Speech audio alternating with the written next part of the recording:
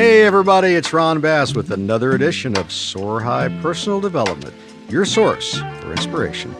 Joining me today is Brent Atterbury and Davin Hunley. So today, I thought we would talk about an interesting subject, fear, or fears, plural. It seems like just about every day somebody complains to me about something along those lines, that they're afraid of this or afraid of that. So I thought we would kind of break it down a little bit today and talk about how this issue affects our goals, and also is fear real, and how do we overcome fear? So I thought we maybe would talk about each one of these items individually, and when we say is fear real, what do you think about that, Brent? Heck yeah, it's real. It's real. It's real. It's real for you anyway. It's real for the person. Yep. But is it really real? Is fear something that we just make up in our head? Like, are you saying, is it feasible, or is it like an emotion? Which obviously it's an emotion. So in the sense of tangible fear, no, it's not real. But in the human brain, obviously it becomes real. And so like what would a real fear be? Like if somebody had a gun to your head, that would be real fear. But if you make up something in your head because you're concerned about something, like a or you're not sure, situation, then that's really not real. But in our head, it feels real. True. Is that a fair assessment? I don't know. I think it gets pretty deep when you start analyzing it. Yeah, I think fear of failure is huge. Fear of failure, that's a big one. Nobody wants to fail. Let's analyze that. Why do people have a fear of failing? What causes that to be the case?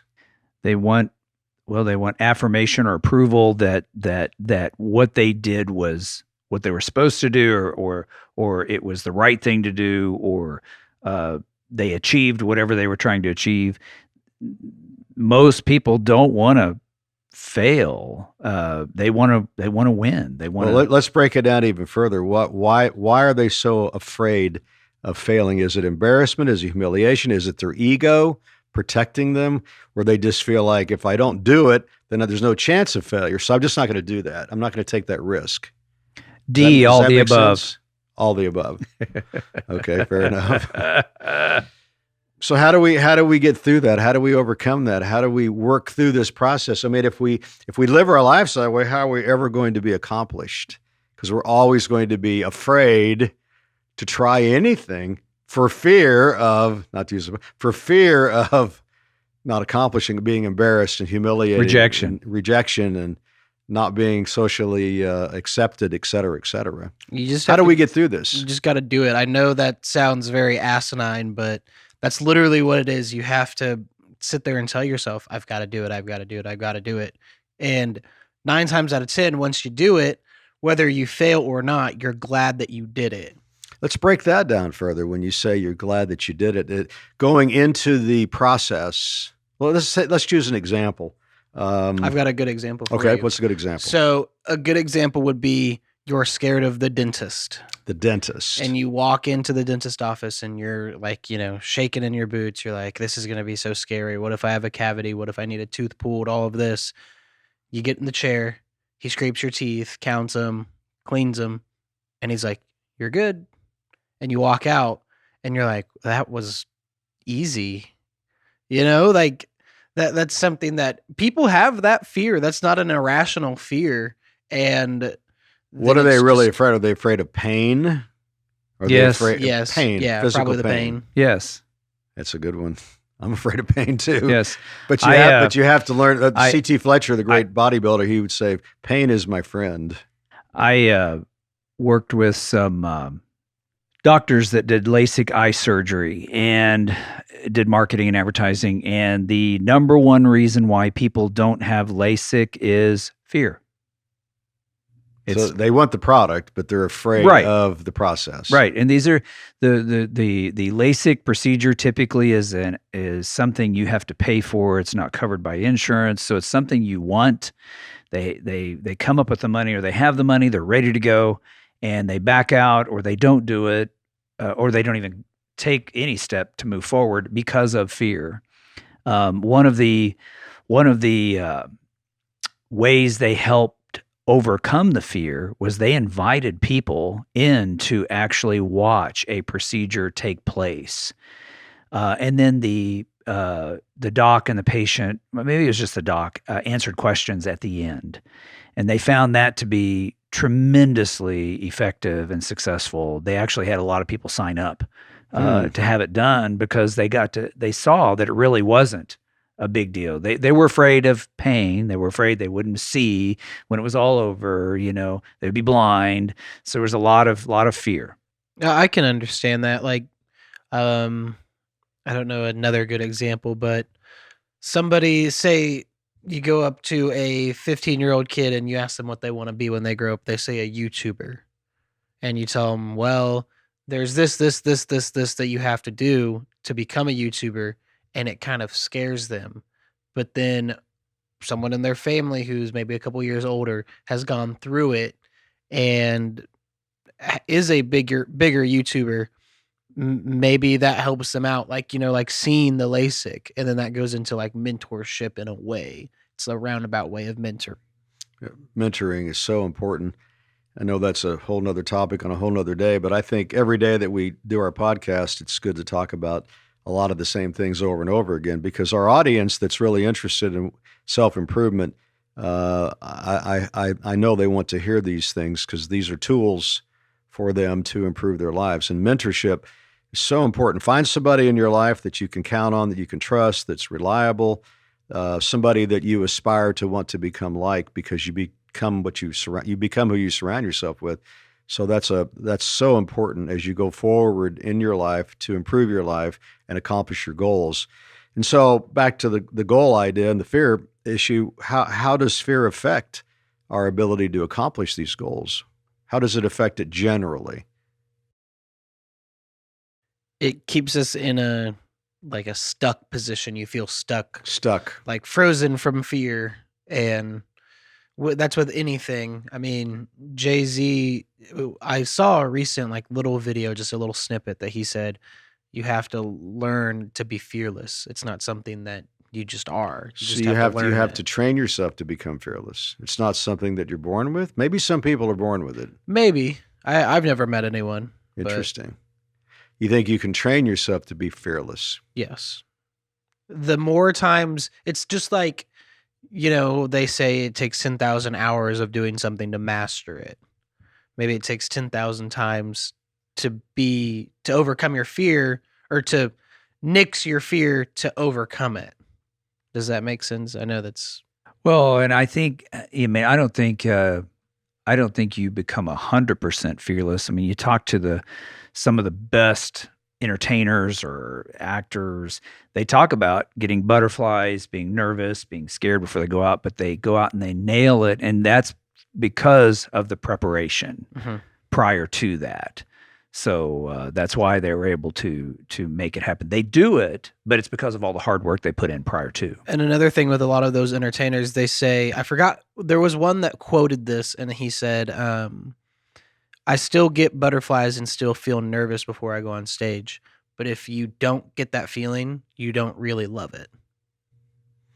So that being said, perhaps when people set their goals and go forward with their goals, you have to keep that in mind, that it's not necessarily going to be zippity-doo-dah or comfortable, and expect it maybe not to be comfortable, huh? Yeah, and I think adding to that, I think those entertainers care about their craft. Oh, they yes. want to do Oh, yes. Not only a good job, but a great job. So I think by having those butterflies, they're like, wow, am I going to be pitchy, or am I going to be able to pull it off? Your dad was a professional entertainer. What would he say about that? How did he feel about that? What was his No, I comments? think it's the same thing. I think what happens is, because of all the practices that you would go through, all the repetition of doing the routine over and over and over, once you got out there, it was natural. It's It just came like right to muscle you. memory. Yep. Like, you're taking a big shot in a big game, a state championship game,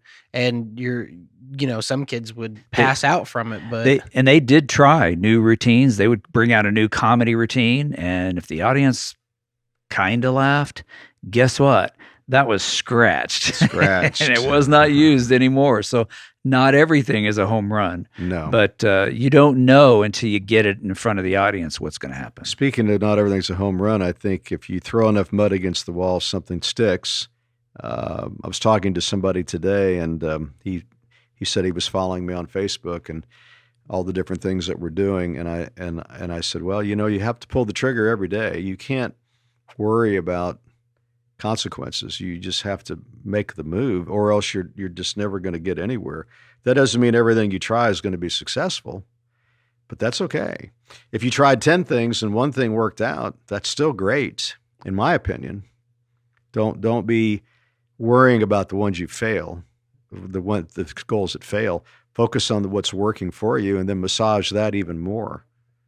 I think that would be some advice that I'd like to give the folks out there today. And I think also fear sometimes isn't always a negative. Good point.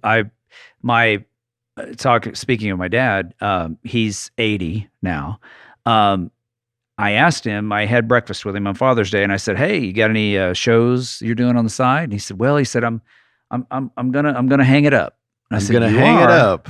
Yeah. Wow. And he goes, "Well," he said, "I've seen too many of my friends and too many people in the industry that are similar age come out on stage, and they don't have the breath or the air to hit the notes or have the command of the song within them, or they forget." Ooh. And it's hard to navigate that with the live audience. And he said, as an MC, he said, I've had to cover that up for several entertainers over the last 4 or 5 years. And he goes, and I don't want to be that guy. Interesting. He said, I don't want people whispering and saying, hey, man, he just doesn't have it. And we see want to that. go out on top. Yeah, you see some of these guys that are icons come out and sing a song, and you're like, ugh. Good for them. I'm glad they got up and sang, but But some people, even in their 90s, are performing like Tony Bennett. He's like 93, 94. Some people can pull it off. He still has a beautiful voice. Some people can pull it off, Some people can't. But But again, regardless, it's his life, it's his decision. But the fear of him not being able to perform has caused him to step back and say, I want to go out. I want them to remember me for the high level quality of entertainment they're used to hearing. That's interesting. Yeah. It's sad in a way. It is, because he still has so much talent, so much life in him. But I mean, he said he's still going to wear a suit and sing in church and do small gigs, but he's not going to go do paid gigs anymore. Interesting. Yeah. He just wants to make sure the audience gets what they're supposed to get, You're right. Not to change the subject, but Davin was saying something earlier, and he said Frozen, and it reminded me of a story about myself years ago. I think I mentioned it in one of the other podcasts where I had the fear of flying, and I remember going to the airport and literally sitting in my car froze. I couldn't get out of the car. I was so froze with fear to get on that airplane. Ultimately, I learned that the only way to get over the fear was to, like Davin said, you have to hit things head on. So I had to get on these. I had to force myself to get on the plane and be uncomfortable. But eventually, the uncomfortableness became manageable. Even today, I have a certain amount of uncomfortableness when I get on an airplane, but I've learned to manage it, and so I can get on the airplane. What causes that? They say maybe a chemical imbalance, possibly. They say that maybe you had some kind of a bad experience before when you were on a plane, and then that caused you to always be afraid to be on it. So it's hard to say for sure, but usually it's some kind of a chemical issue. And to desensitize yourself, you have to just keep hitting it head on to where you can finally manage it. So that's another piece of this puzzle about fear.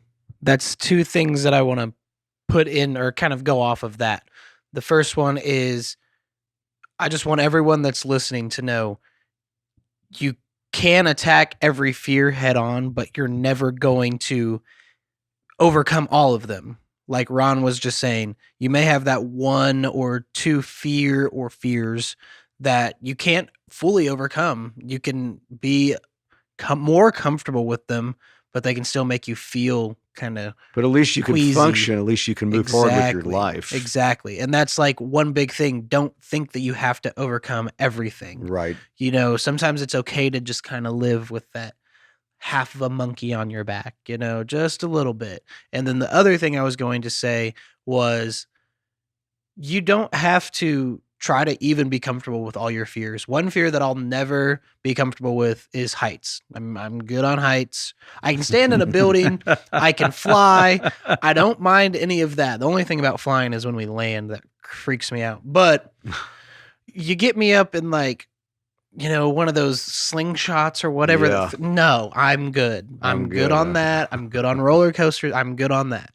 I don't know why. That's just a really that's one of my biggest fears, and I just can't do it. By the way, there is another approach to fear, and that's medication. I'm not an advocate of that, but I mean, in some cases, I've done it in the past. It does help ease the pain, so to speak, and it's kind of like a stepping stone towards getting to where you don't need that help.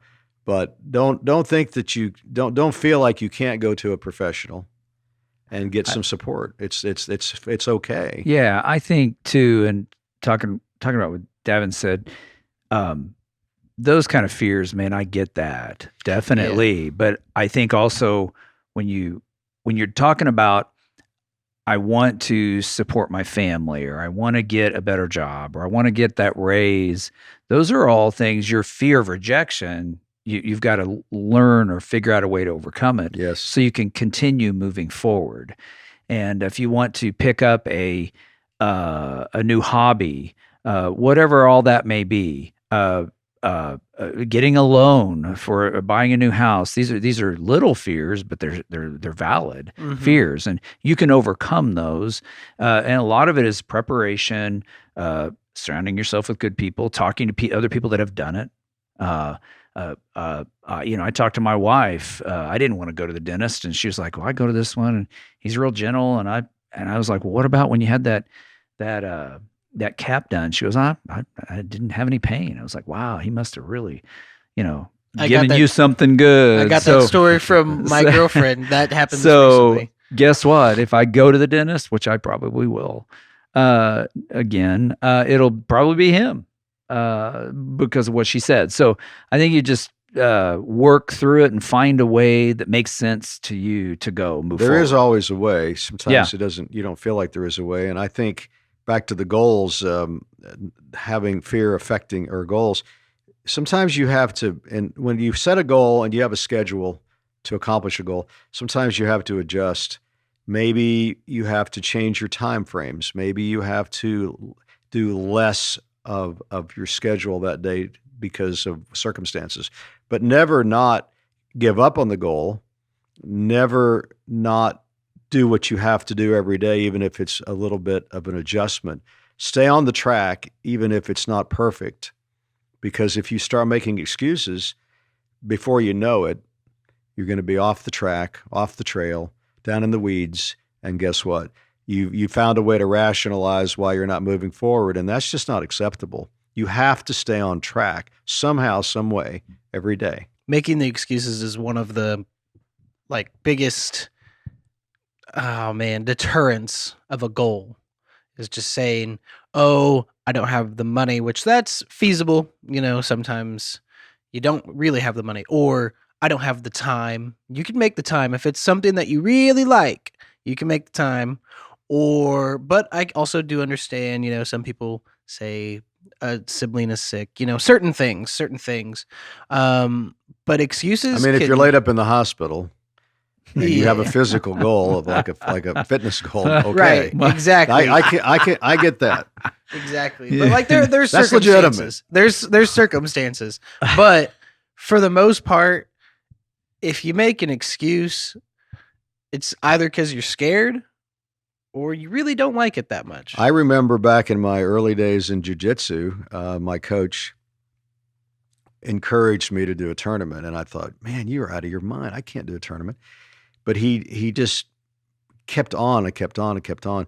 And I finally did a tournament, and I was a nervous wreck. And then I remember I was supposed to do another tournament, and I made an excuse because I was fearful, and I didn't do it. And I thought, man, that's the end of my relationship with this guy. He's never going to talk to me again. Well, I'll be darned if he didn't call me and continued to encourage me. He was not going to take an excuse for me not participating. And that was a big deal. I thought, man, if this guy is willing to go the extra mile for me, because I wasn't used to that. And, my parents had been gone for years. I didn't have a family anymore. And I thought, this guy's taking that kind of interest in me. Wow. I owe it to him, I thought to myself, to have the courage to move forward with my competition career.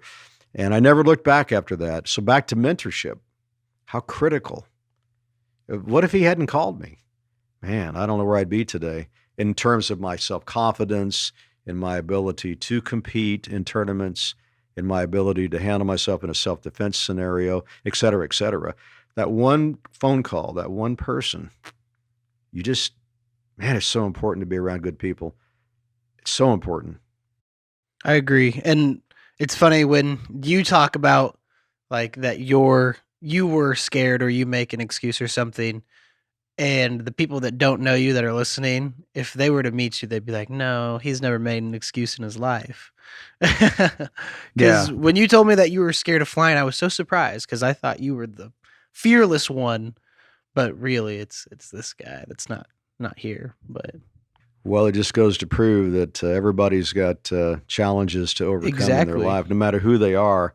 When you meet people, you may think one way, but you don't know their history. Exactly. But it just goes to prove that you can overcome anything if it's important enough to you and you have the right people around you to support you. I agree. Very, very important. Having the right people is always one of the biggest things, especially like now after I've done the podcast.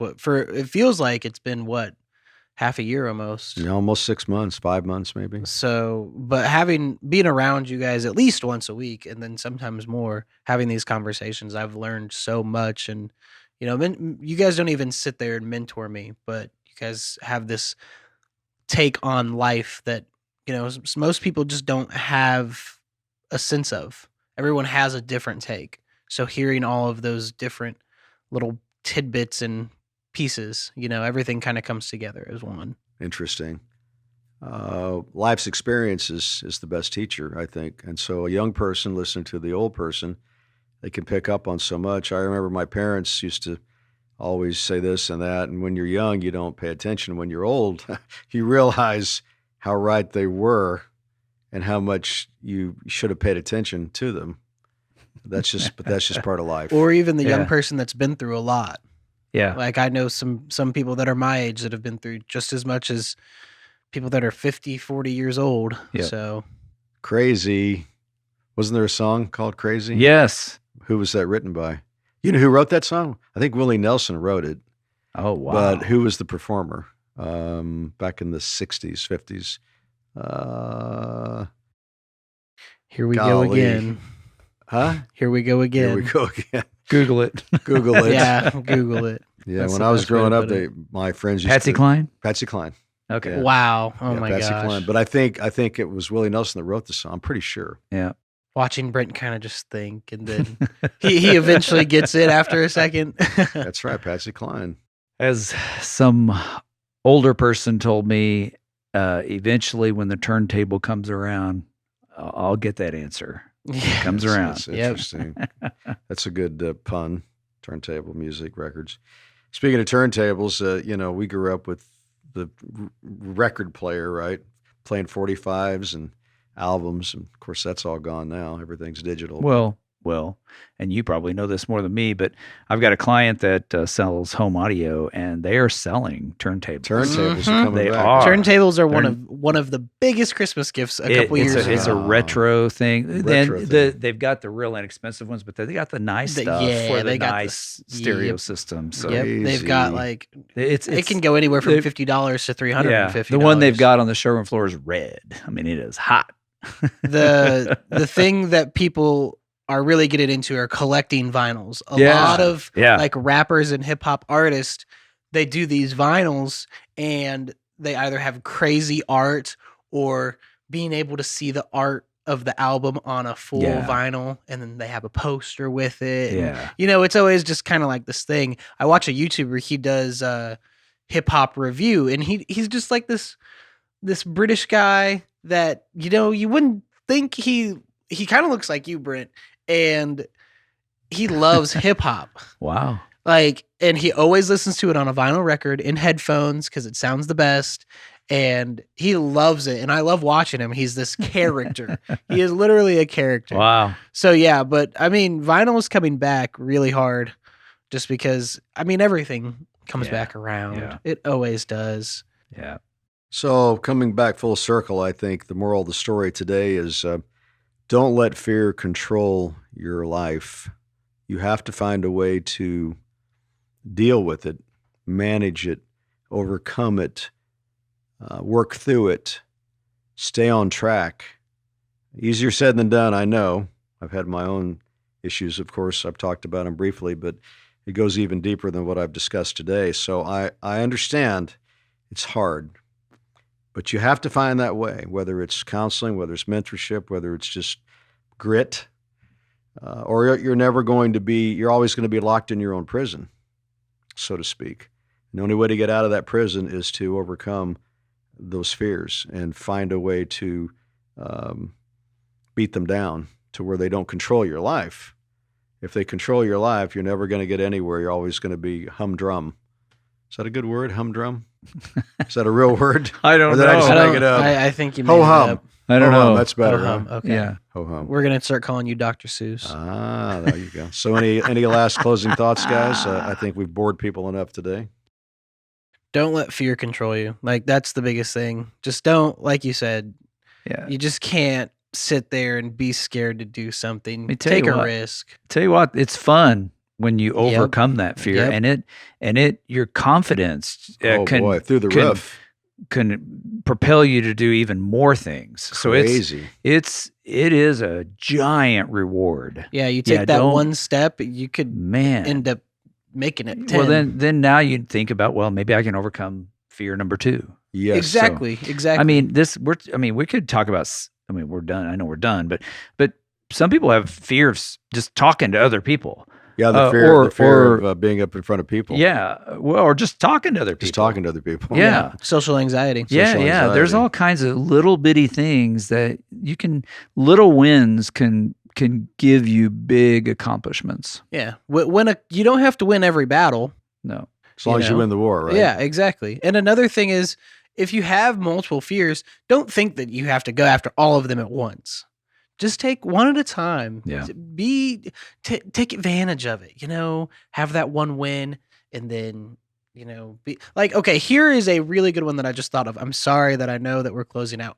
The people that are scared to still go be around other people. Mm-hmm. And that's understandable if you don't have your vaccine or you have some complications that could give you COVID a little bit stronger than others.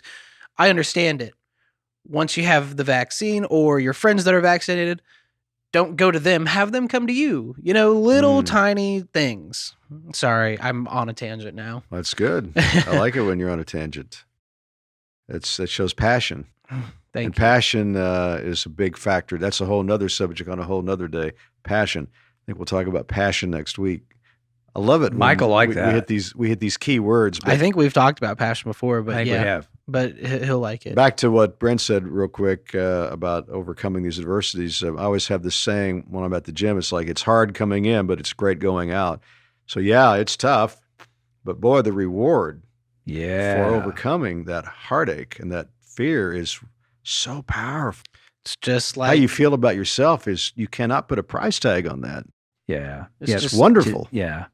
I mean, they talk about how, attitude can be infectious. The reverse can be infectious. A bad attitude. Good attitude can help others' days go by so much smoother. Bad attitudes can ruin it the whole day. And so winning these little bitty goals, overcoming these fears can really change you and others around you.